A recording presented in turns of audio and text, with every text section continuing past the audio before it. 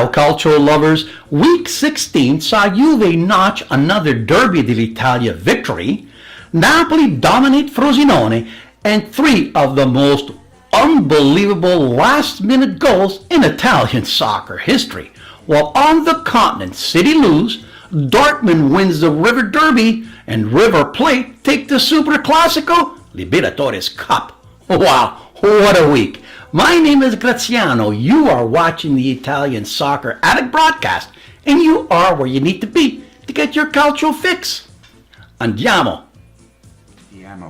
Ciao, soccer fans. After traveling and having to resolve some technical difficulties, I'm back after a 3-week break, and so is my co-host, Jimmy the Eye Felici. Welcome back, Jimbo. Ciao, amici di calcio. A pleasure to be here.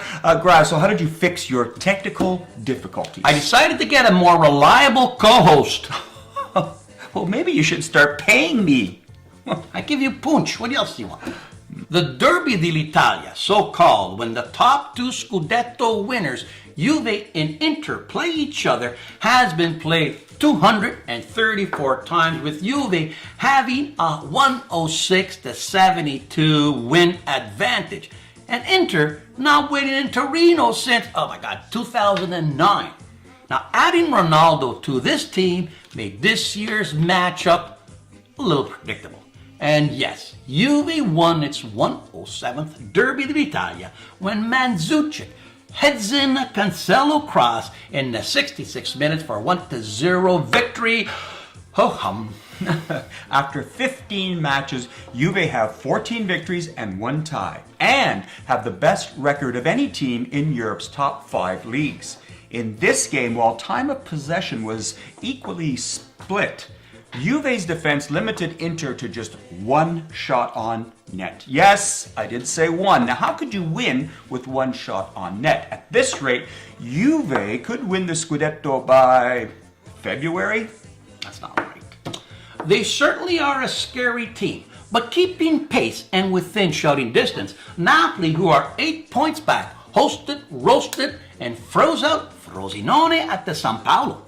Goals by Zielinski in the 7th and Unz in the 40th were followed by Milik scoring 2, one in the 68th and one in the 84th, as the Partenope waltzed to a dominating 4-0 victory. Jim, is Juve's 8-point lead too much to overcome?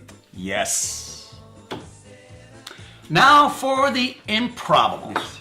First off, the absolute laugher of the weekend saw Roma travel to Cagliari. After going up 2-0 in the first half on goals by Cristante and Korolev, Cagliari mounted the most improbable comeback in history. Ionta in the 84th got the Islanders to 1. Then Cagliari gets 2 red cards. Yeah, 2 red cards. But despite Cagliari playing with 9 men, Roma give away possession, and Sal slips the defense and tied it up in the 99th. MCCF, ma che cazzo fai? Non è possibile.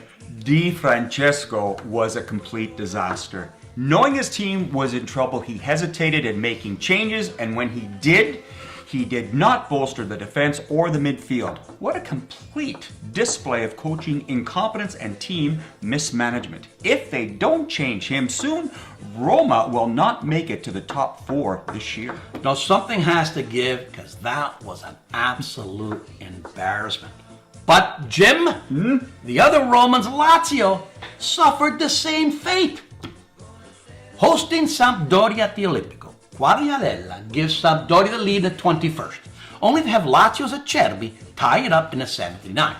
Then Samps Berzaninski gets a red card in the 92nd, and Immobile gives Lazio the last lead in the 96th minute.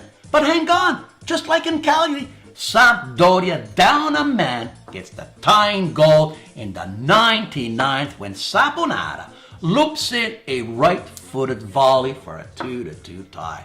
Is this Groundhog Day? Lazio have now tied 4 of the last 5. Unbelievable, but yes, there is more to come, as it was Fiorentina's turn to do the tie magic. Sassuolo gets goals from Duncan, Babacar, and Sensi to go up 3-1, but this is Italian soccer.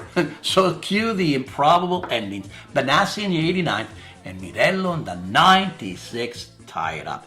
Give me a break. What the heck is going on? All I know is I haven't seen so many miracles since I was on 34th Street. I looked and looked and looked, and I couldn't find another time when three leading teams gave up tying goals in extra time on the same day. Who says Italian soccer is boring? Non ci credo, non ci credo.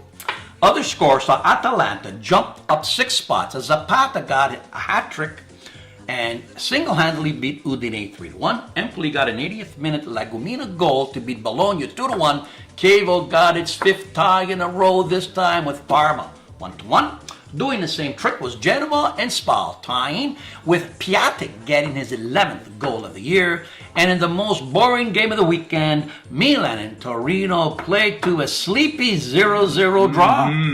Very, very sleepy. Boy, after watching that, I'm so glad that it was free on TV. My goal of the week comes from Sampdoria's Saponara, a right-footed mid-air volley. Now that's cleaning up. Yeah. Get it? Saponara.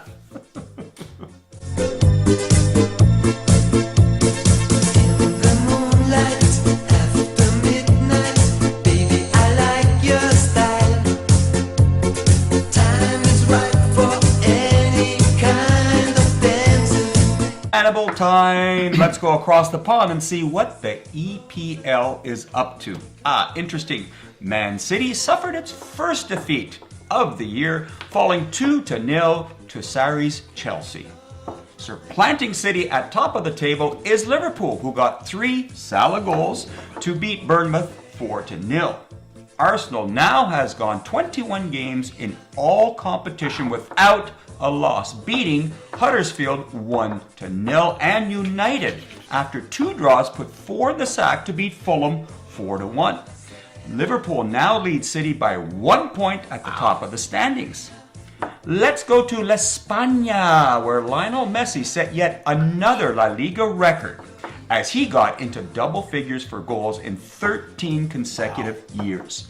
Messi's 2 majestic free kick goals led Barcelona over city rival Espanyol 4-0, while Real climbed into 4th spot with a 1-0 victory over last place Huesca.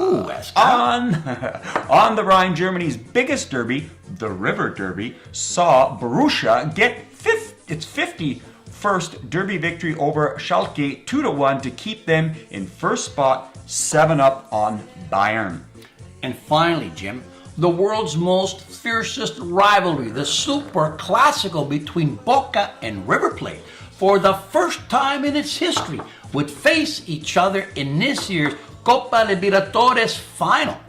Copa Libertadores, which is South America's version of Champions League, was played at the Bernabéu in Madrid after violence forced it out of Buenos Aires. In the very first Cup final meeting for these teams, River Plate walked away with a 2-1 victory in extra time to take home their 4th Copa Libertadores. Wow, what a weekend. Did you know that Claudio Ranieri of the Leicester City Miracle is back in the EPL as manager of Fulham? And Jim, if you want to wager, he does the trick again. The odds are something like 4,001. You got any money? I'll make a phone call right after the show. Good luck with that. And also, did you know that as of 2019, VAR will be introduced and used in the EPL, which means that all the big leagues in soccer will have technology to help the game. Wow, VAR in the EPL. What's Mourinho want to complain about? And finally, Jim, did you know that Lionel Messi's nickname is the GOAT? Why is that? I don't know. Let me guess. I would think that he is the greatest of all time. Absolutely. That's it for this week. Please push that subscribe button.